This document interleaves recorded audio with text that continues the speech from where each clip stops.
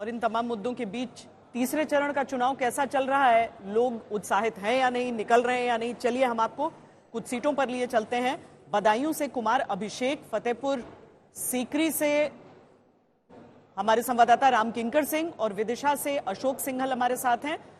अभिषेक, आज कई सीटें ऐसी हैं जहां पर मुलायम परिवार के सदस्य चुनाव लड़ रहे हैं, बदायूं उनमें से एक है।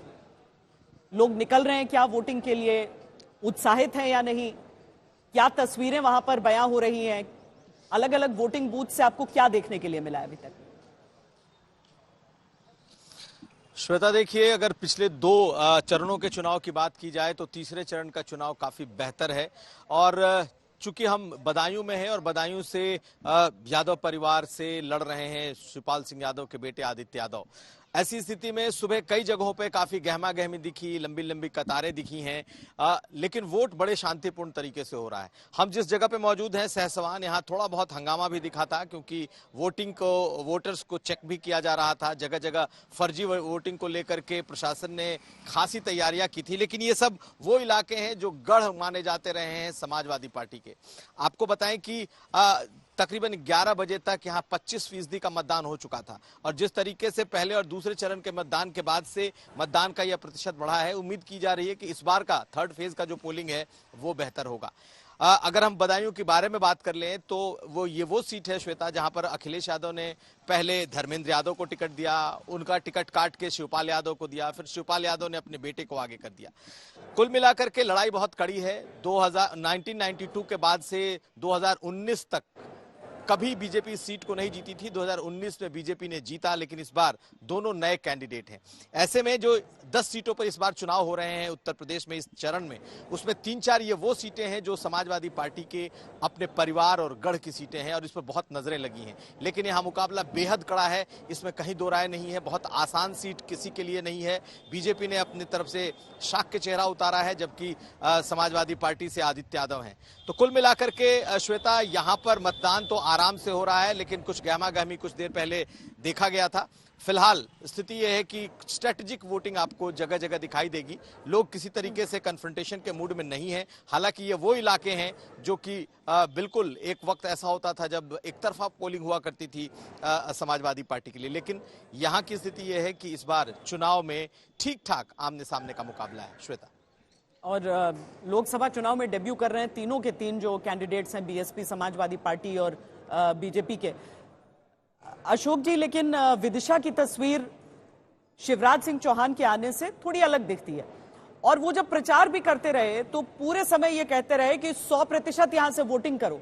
वो भी समझ रहे थे कि जीतना और लंबे फासले से जीतना तब मुमकिन होगा जब लोग आएंगे, आश्वस्त होकर घर नहीं बैठेंगे कि उनका कैंडिडेट तो जीत ही रहा है।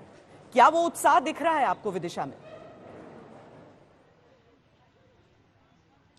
बिल्कुल श्वेता, लंबी लंबी लाइनें लगी हुई। आप देखिए मेरे पीछे धूप है, उसके बावजूद भी महिलाएं हैं और तमाम लोग यहाँ मौजूद हैं वोट डालने के लिए। सुबह से लाइन टूट नहीं रही है। ये विदिशा का भोजपुर विधानसभा क्षेत्र है श्वेता। धूप होने के बावजूद, बहुत गर्मी होने के बावजूद भी लोग लंबी लंबी लाइनें लगा के वोट पोल कर रहे हैं। और अब जो 11:30 बजे तक पोलिंग प्रतिशत आया था, उसके मुताबिक 32% के करीब पोलिंग हुआ था, जो कि काफी अच्छा माना जा रहा है। और विदिशा की अगर बात की जाए, 71% 2019 में यहाँ पे वोट प्रतिशत हुआ था। तो उम्मीद की जा रही है कि उससे बेहतर हो सकता है, कम तो नहीं होगा।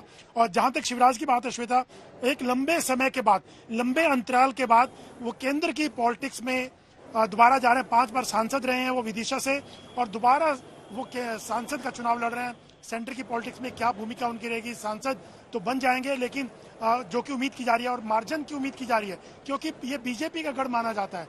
1980 और 84 को अगर छोड़ दें तो 89 के बाद लगातार बीजेपी के लोग यहाँ से जीते रहे हैं। जनसंघ का भी गढ़ रहा है।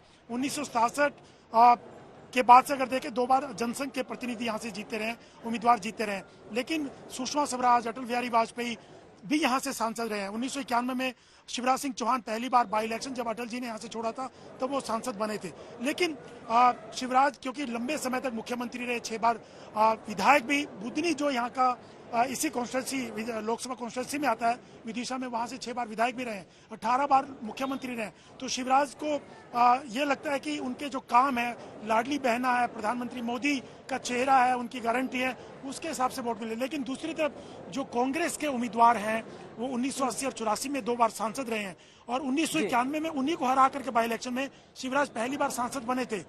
तो इस बार वो कह रहे हैं कि विदिशा में विकास नहीं हुआ, रोजगार नहीं है, तो देखना होगा कि किस ढंग से चुनाव जाएगा। लेकिन शिवराज जीत हार की बात नहीं कर रहे हैं, वो कह रहे हैं कि उन्होंने जो काम किए यहाँ पर और मोदी की गारंटी, उसके हिसाब से जनता उनको आशीर्वाद देगी और खास तौर से लाडली बहनों का आशीर्वाद उनको हमेशा से मिलता रहा है।